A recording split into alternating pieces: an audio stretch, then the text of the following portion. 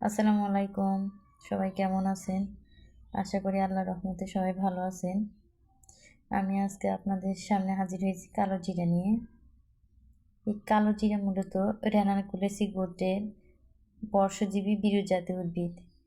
এর বৈজ্ঞানিক নাম হলো নিজেলা স্যাটিভা। এই কালো জিরা বাংলাদেশ, ভারত, পাকিস্তান এবং পৃথিবীর আরও অন্যান্য দেশেও চাষ করা হয়। এই কালো জিরার বর্ণ মূলত কালোই হয়ে থাকে। এই কালো জিরাতে অনেক রাসায়নিক উপাদানও রয়েছে। আমরা মূলত এই কালো জিরার শুষ্ক বীজটাই ব্যবহার করে থাকি। এই কালো জিরা আমরা বিভিন্ন কাজে ব্যবহার করে থাকি, যেমন মশলা হিসেবে রান্নার কাজে ব্যবহার করে থাকি, বেকারিতেও এর ব্যবহার রয়েছে, মাতৃদুগ্ধবর্ধক হিসেবেও এর ফলদায়ক, এটি শুক্রকারক, প্রসাধনী শিল্পেও এর ব্যবহার রয়েছে।